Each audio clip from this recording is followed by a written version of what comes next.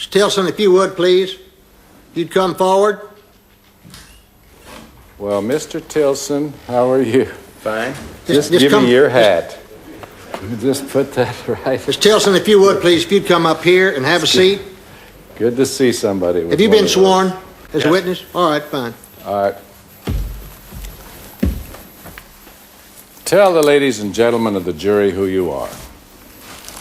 I'm Tom Tilson, Dallas Police Department, Dallas, Texas, USA.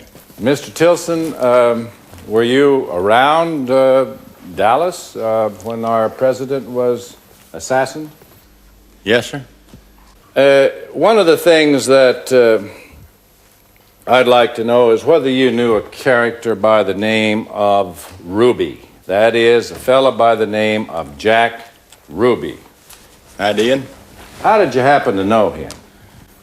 He had a Silver Spur dance hall on my beat. How long had you known who Ruby was and what he looked like? Oh, about 1956. The cat assassination was in 1963. Yes, sir. So plenty of time, right? Correct. Are you trained to identify people? Yes. That's part of your training? Part of it.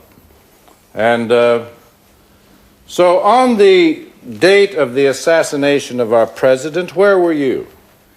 I was at the scene, just on the west side of the triple underpass.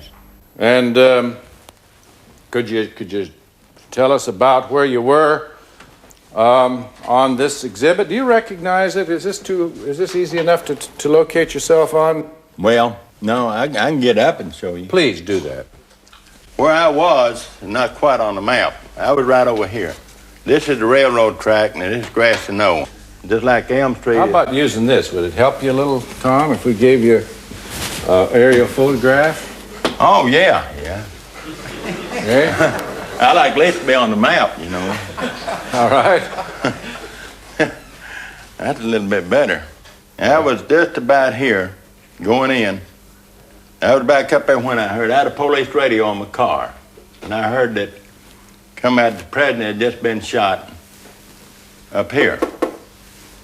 And so naturally I knew where I was, and he had to come this way. My daughter and I had a daughter out of college, home for the holidays. She was in the car with me. Okay, right about here, I saw the president's car coming this way. And he had the Secret Service and all just laying over everybody in the car. And by that time I'd on down about here. And right here, there's a sign here. There was a car parked right up. This is the sidewalk. On the other side of the sidewalk, there's a car. Right here. There's a guy right here, top of this grass knoll at the incline. Right here, a fella right here. And he came down this grassy knoll behind this sign. And when he got to the car, he was about the front of the car. Okay, he didn't go around the driver's side. He went to the back window of the car and threw an object into the car. What did the object look like? Well, he had it under his coat and I didn't see it. And he came back to the front of the car and went around the front of the car and got into the driver's side. Then he'd come back off the curb into the street. The president's car had already gone.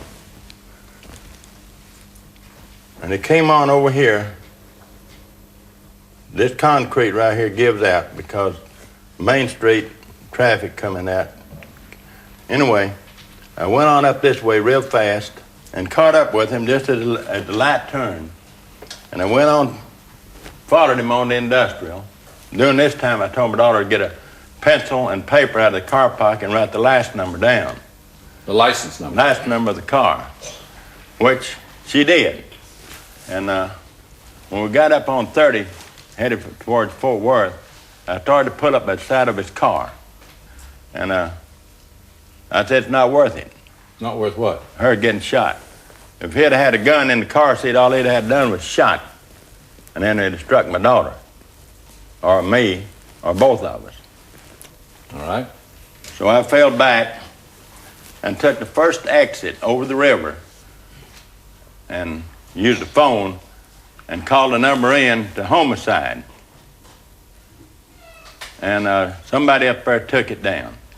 Now, what happened after you gave the police that number? Did anybody ever call you back?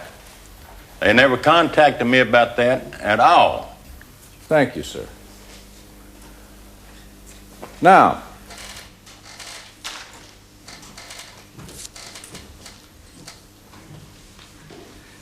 did you see Jack Ruby on that day? No, sir, I didn't see Jack Ruby on that day. Did you see anybody that looked like Jack Ruby on that day? I did. Where did you see him? I saw him coming down the grassy knoll, getting in that car. In this car that you've been talking about? Yes, sir. You're saying that the man that came down the grassy knoll and got in this car and drove off that you've been describing looked like Jack Ruby? Yes, sir. Exactly like him. Weight and height and same kind of clothes he wear and color hair.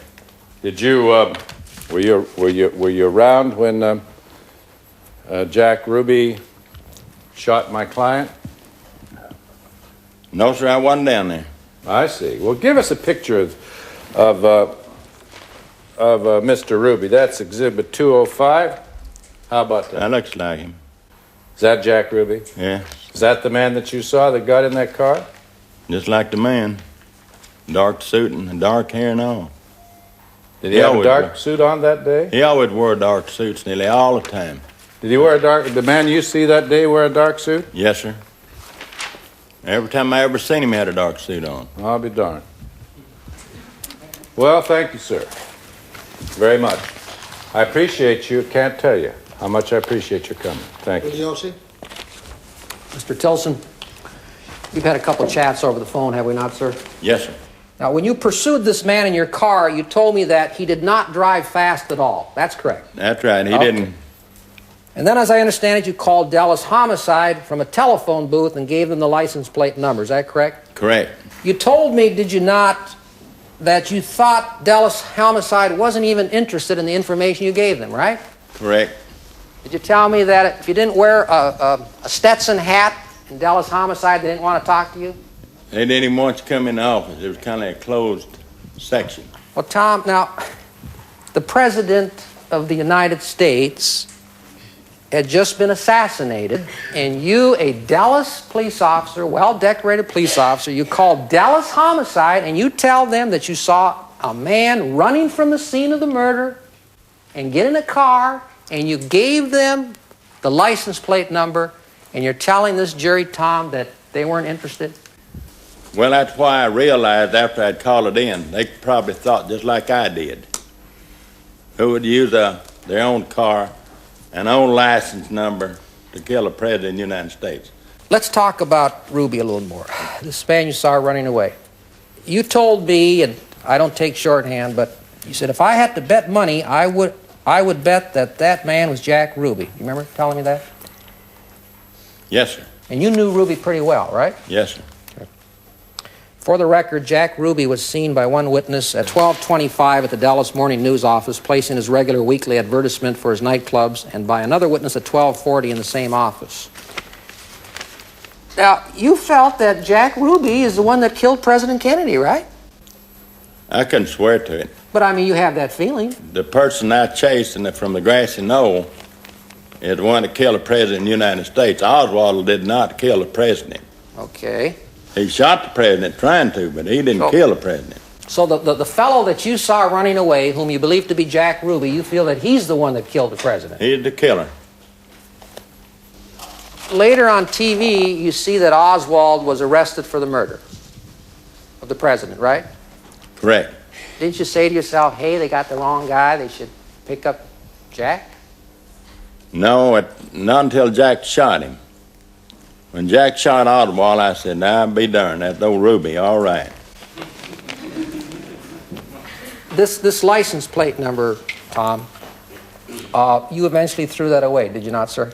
I kept it for a few years When my wife died, I cleaned the whole house and everything out and went through all the drawers and all of my police stuff I'd retired. And I said, I'll never need this last number anymore. But I threw it out in the trash can with a whole bunch of other trash. But it was an historic piece of evidence and certainly the most important murder case ever in this country and one of the most important murder cases in the history of mankind. And you had enough room in your home. You didn't have to throw that piece of paper away, did you? No, because I held it a while and looked at it and thought. I said, well, homicide didn't care about it. FBI didn't care about it. CIA didn't care about it. And it's been all these years. Why keep it? You never once called Dallas Homicide to find out, did you, Tom, whether they had followed up on what you had?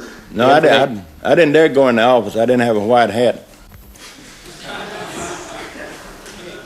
Thank you very much, Tom. Thank you very much. You may step down. Mr. Spence, call your next witness.